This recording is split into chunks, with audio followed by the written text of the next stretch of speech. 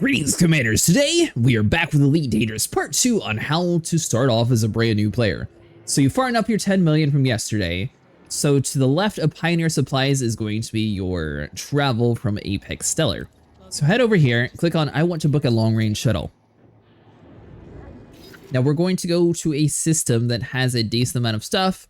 That way we don't have to jump around too much to grab a whole bunch of components. So let's go to Capricorn B. And select a drop-off point.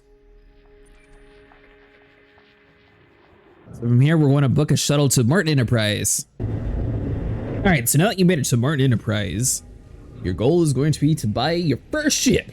Once again, you're going to want like 10 million or so, that way you can have enough for upgrades. We're not really going to need too much when it comes to exploration, but there are some components that I personally do not like to go cheap on because it does increase your jump range by a ton. And the reason why we're starting with an exploration build, and then you'll be able to move this Cobra Mk V into other purposes later on, it's going to be the cheapest entry point, and it's also going to be the best paying when it comes to profit spent versus profit made. Alright, so from here, we're going to head to the shipyard, which is in the back right corner. If you want to know more about our ships, we've got a wide... No rush. Go to the purchase ship icon, and then you're going to be purchasing... I would pick the Cobra Mk V since it's one of a newer ship. It's going to be a little bit stronger, and it has a decent amount of newer compartments on it that you're going to be able to play around with. However, there's a few other ships here that'll also work out, like the Asp Explorer. This is going to be a little bit more expensive. The Crate Mark II, that's going to be your good combat variant. The Heavy, that's a really slow mining ship. But personally, we're going to be picking... But for the purpose of today's video, we're going to be using the Cobra Mk V. This is a good jack-of-all-trades ship for newer players, so we'll buy this. It's relatively cheap. It's going to be 2 million. That'll leave us 8 million remaining to upgrade our ship. Now, before we leave on our journey, we're going to be heading over to the Pioneer Supplies. From here, speak to I want to browse your stock, and make sure you buy this suit available for you. So that's going to be the Artemis. If you can find higher grades, that'll be better, but since most of you will probably be brand new watching this, the 150k suit for tier 1 will work. So this is your brand new ship. It's going to be quite large compared to your Sidewinder. So let's go and enter from the front side here. Now, we're going to be setting up for exploration, so it's kind of funny, but basically think of exploration as like a drag racing car. So most of the components on it are going to either need to be upgraded or downsized in order to get maximum jump range. Now we're going to be doing everything without engineering. This is for new players. We'll go from the Mark V to probably a Python for mining, and then from the Python, then you'll be able to move into like a Mandalay and combat ships, because you want to be able to have enough money to do space combat without really wasting all your credits. And this is going to be much faster in the very beginning to actually earn everything. Now, for core internals, we're going to downsize a power plant. Now, there's a couple different variations when it comes to the lettering system. So E is going to be more of an economy class. It's not going to be very good at anything, so you typically never want to have an E grade part. D is going to be the best for weight. A is going to be the best for overall performance. So you're typically always going to either be picking an A or a D when it comes to components. For an exploration ship, you're not going to need that much power since a lot of stuff aren't actually installed, so we're going to be able to put a much smaller one on. Now you're also going to notice that it's going to increase the jump range quite a bit.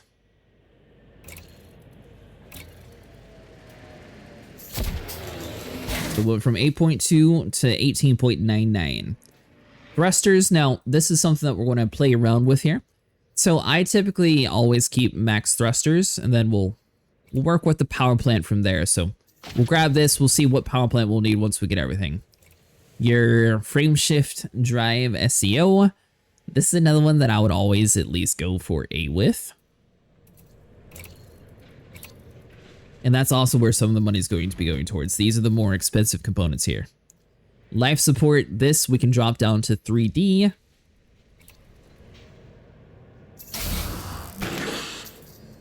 Power distributor, once again, this is a smaller ship, so we don't really have too much headway. Actually, we'll use 4D. It'll be a little bit less weight. And it looks like it has relatively similar stats. Sensors, once again, we'll just do D class. Now, if you're wanting to have this eventual combat ship, you could have A for your sensors. And then now that we have all that, we can see which kind of power plant will actually be useful. So our goal here is going to be to have enough power to operate. And that's basically all we're going to need. We're never really going to be deploying hard points, but you want to make sure you have enough headway to at least be able to fly around. So a 4D power plant will give us enough. And also, you're going to notice that we went from like 19 jump range to 32. And that's mainly because of the SCO drive and also because we're trying to optimize for weight. Now, you can go with D-class thrusters if you want to squeeze out just like a little bit more jump range. We're trying to keep it relatively lightweight though. All right, so optionals.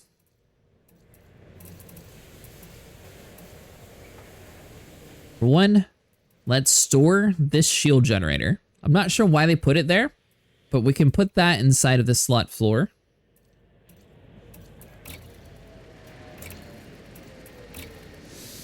Without spending any extra money. Now, you can also run without a shield, but I know a lot of people like it, so we'll keep it on. For an exploration ship, though, you are going to want a hangar bay. That's going to be one of your main compartments here. So let's do, in the slot 3, scroll down to planetary vehicles. So you have access to a 2G and a 2H. We'll pick the one with the least amount of weight, mainly because they both use one vehicle slot, so nothing's really going to change between the two. So just hover over it, and whichever one has the better jump range, which will be this 2G, it's always going to be showing red since it's weighing a little bit. We'll go with 2G, equip that. If it were up to me, I would get rid of the Super Cruise Assist, but since we're trying to keep this as friendly as possible here, we are going to be swapping in one of the grade 3 slots for a surface scanner. This is going to allow you to scan planets, rings, and all that fun stuff to make your money.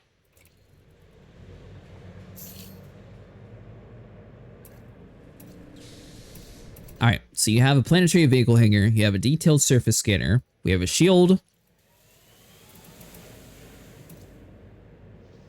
and currently our jump range is 31. Now the reason why you don't want any hard points is the more weight you add to a ship, that's going to affect your overall jump range. Also, if you did have like shield boosters, for example, just to show you how much power draw they are. I guess the 0D aren't too bad, but if you went with like 0A, it'll way overshoot you. So you're sort of going to have to balance it, especially with a more beginner style ship, mainly due to the different limitations of the ship itself. Once you get into better ships that have access to better power plants, that won't be a thing. So I believe for the current setup, without any engineering, this is about as good as we're going to be able to get. Now, before we leave here, make sure you head over to your vehicle bay, vehicle slot, and pick up your SRV Scarab. We do have a discount since we are the elite rank reputation, which is why everything's showing blue instead of a normal color, but that's okay. It'll just cost a little bit more. Most of the main components, though, will cost roughly the same. So overall, the build wasn't too expensive. I will have a link in the description down below for exactly how we set this up. We went with the D class for the power plant because it had the best weight, and also we couldn't really downsize since 4 is fairly small to begin with. The SCO drive, we went with maxed out because this actually is where your jump range is going to be. So you want to have the best in slot, that way you're able to get further. Thrusters, once again, this is kind of a personal choice, but if you want to be going fast, I recommend having a better thruster installed. So our first destination is going to be Col 285 sector JON B21-6. Alright, so once inside the system, once again, you want to make sure you honk it. So that's going to be using your D scanner. From here, we're going to be using the button right next to your enter key, and we're going to map out all of the different worlds here. Now, we do have a few different plugins available, so I have guides to everything on my channel if you guys are interested. We are using EDHM, which is changing the way the FSS scanner works, so it shows us like what the different types of signals actually are. And I personally find it much easier to go around and figure like what all we're looking for. For what we are aiming for though is going to be tectonics mostly. That's going to be worth 19 million by themselves. It is going to take a little bit to find enough. But like, for example, this one has one life form worth 12 and another one worth 19. So BC2 is a really good location. This is not going to be focusing on first discoveries. So there is a 5 times bonus if you're the first one to discover it on a first planetary footfall. However, this is going to be getting you a guaranteed amount. So from that one planet, we're going to be getting 19. This one, we're also getting 19. So that's 40 million between these 2 planets right next to each other. And it's going to be the same method, so we're only going to be showing one planet.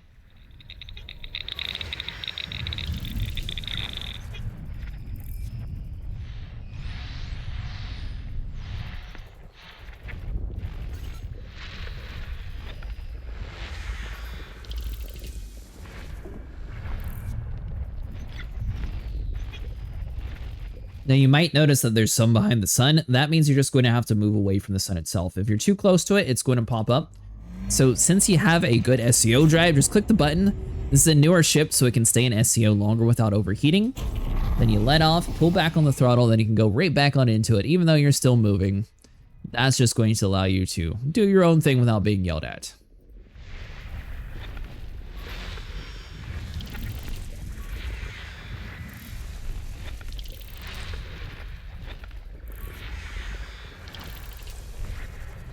Now, I'll be sure to link all the guides inside this description.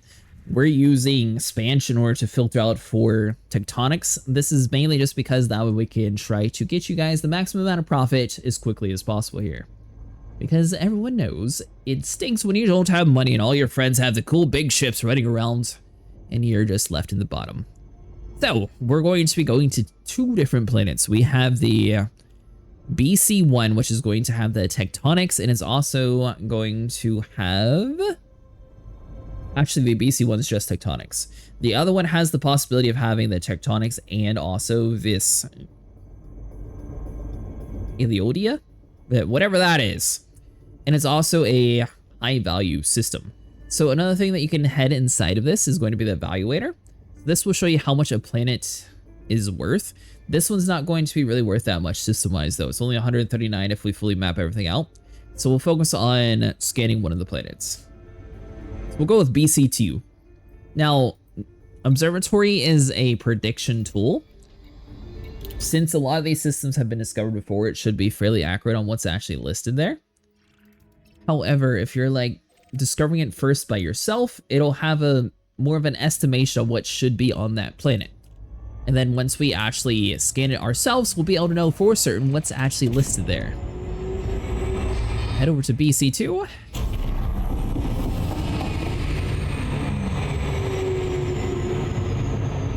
And the reason why we started with an exploration ship first, this is going to allow you to move around the map much quicker, join your friends. And also, if you did get into like a dedicated mining ship, this is going to be a good starting ground before you move into the Mandalay. Then from there, once you start practicing like space combat, you'll be able to have a cheaper ship that if it explodes, you're not going to be like completely left out without any money.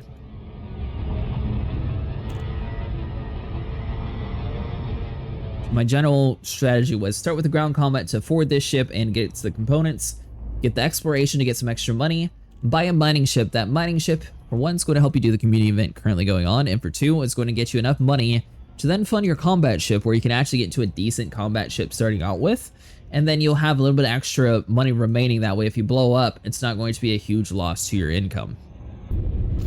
Alright, so from here, we're going to make sure that we have our other button mapped. So that'll be our surface scanner. We'll just put it on firing group 2.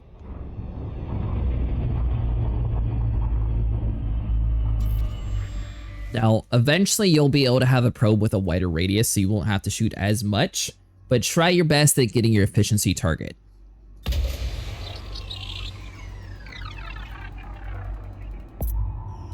So the efficiency target is recommending we at least try to get this in 4 probes or less to get maximum amount of money when it comes to the planet itself. So you can toggle the backside, and we're going to shoot roughly around here. The little dash line there, that should be the curve of it. So hopefully we'll be getting kind of close to the middle. Surface scanned by 50%. And we'll do the same strategy over on this side. And it should run roughly around like somewhere in that zone. Now it can be confusing sometimes. You might be aiming at it thinking that you're staring at the front, but it doesn't actually work that way. All right. So now we go back inside of our surface scanner here. We have the Aliodia, which is going to be the 12 million species it's found everywhere. We have the Frutexia, which we don't care about. Stratums everywhere. Cacoidia, Bacterium.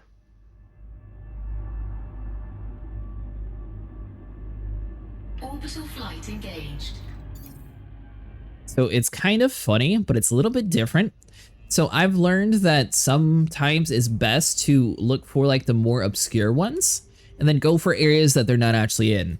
Like for example, inside our surface scanner, Frutexia is going to be where the blue is. Stratum is going to be found everywhere. Aliodia is going to be found everywhere. But if we go where Frutexia isn't going to be spawning on the surface itself, that's going to give us a higher chance of finding the commodity that we actually are looking for. So just land anywhere that isn't blue. Also, I would recommend trying to land on the day side. And once again, we are in the Col 285 sector JONB21-6. This is totally available to all commanders, so if you're also following along on this journey, once you get your exploration ship set up, I recommend coming out here. Now the SRV is one of those things where it's always handy to have it as a backup, and make sure you bought a Artemis suit. Sorry, I forgot to mention that at the beginning.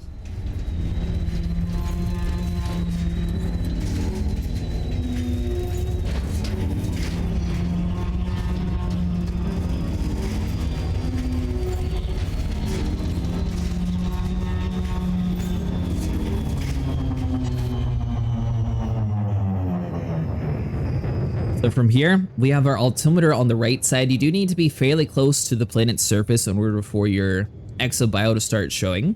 So try to get about 50 meters off the ground. Make sure you're going super slow though. You don't want to accidentally bump into the ground.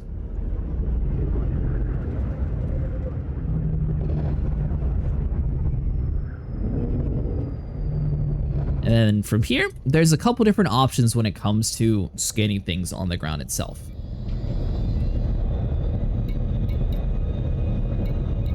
We're going to use our pump scanner, swap to a different firing group, and then whenever you're hovering over an item, it's going to start flashing, and that'll show you that that's something that we can actually scan for money. This is what we were going to start with, but we may as well grab it here. Now you can also scan it with your SRV. That is going to be worth 9.4 million. So we're going to deploy our landing gear.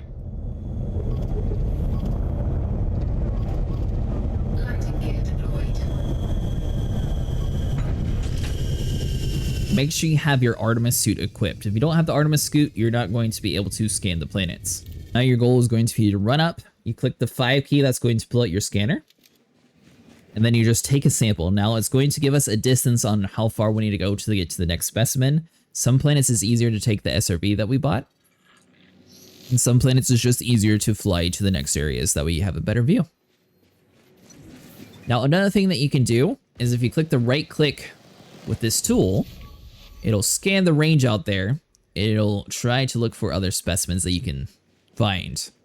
As you see though, this one's going to have an 800 meter range for the next destination. That plugin to the top left is only going to be shown if you're using ED Observatory.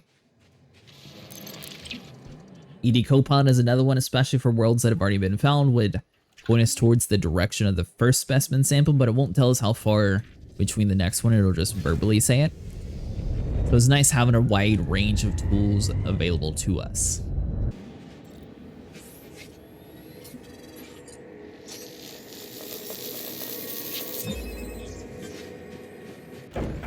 We have sample number 2, and now we just need sample number 3. Now, exobio is one of those things where it pays a lot, but it's kind of one of those things where sometimes it takes quite a while to find what you're looking for. Other times you'll find it immediately. Most of the time though, everything that you're looking for is going to be found on the ground.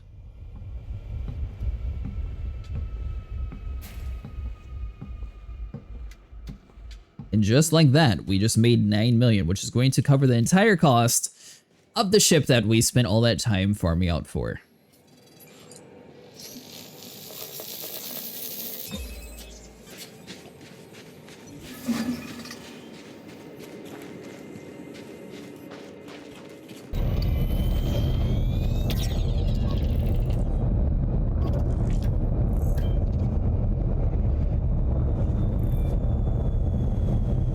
Next up on the list, we have the $12 million plant.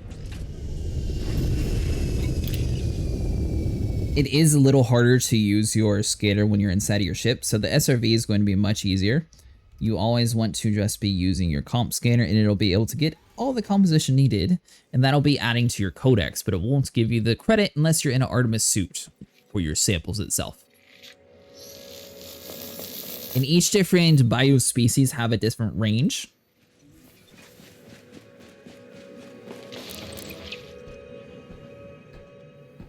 By the way, we're not going to be scanning all the life forms on this planet. We're just trying to grab the 3 highest ones to show you guys how to optimize your time. So this one only has 150 meter range. With that said though, the difference between this and mining, if you blow up before you turn in your data, nothing's going to actually count.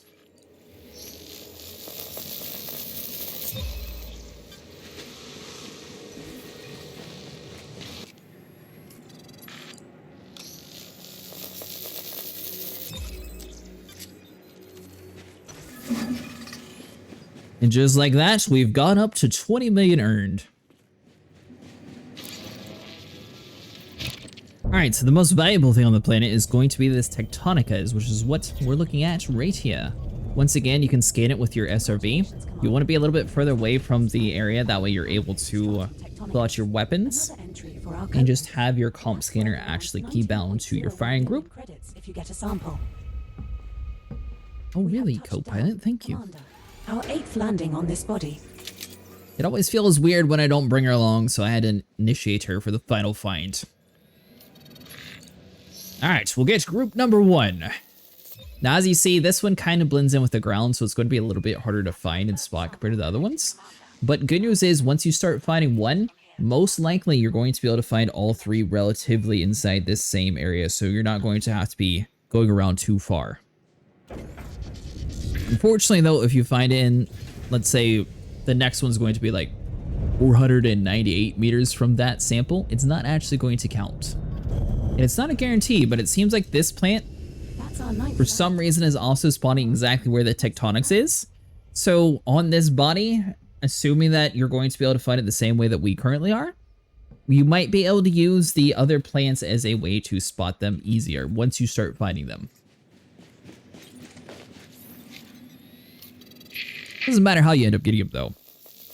Once we get to this 3rd sample, this will be another 20 million added to the list. We made roughly 40 million in this one guide. Which, considering the fact that we started with a ship that was worth 2 million, and we invested probably, let's say on the high side, we might have invested 4 million into it. So 6 million invested into a ship, and we've made 40 million from it. We have moved far enough away. Huh, weird. And I did it again for this one.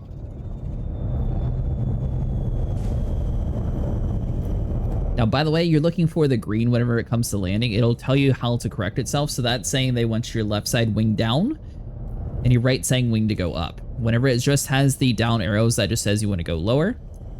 And as long as you have a green circle on the bottom, that means you're good to land. Our 10th landing on this body.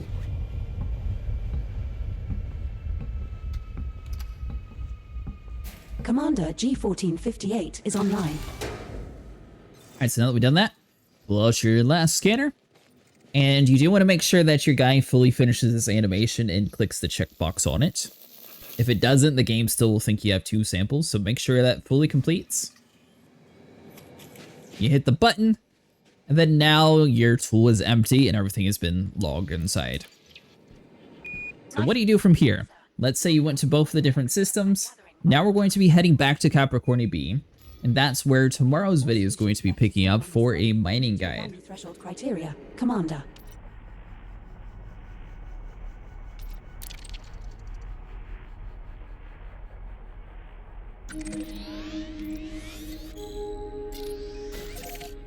Setting course for Omicron Capricorni B, just a single jump away. We'll be there in no time.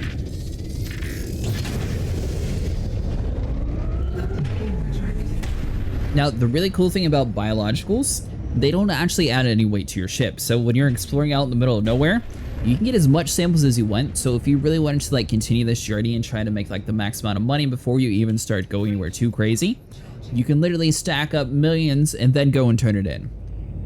Once again though, keep in mind if you blow up, you'll lose literally all the data that you scanned. Alright, so once you make it to your Vista Genomics, you're going to be heading over inside the Padal here. Welcome to Vista Genomics. The fellow Look, I would like to sell my organic data. everything it can about the cosmos.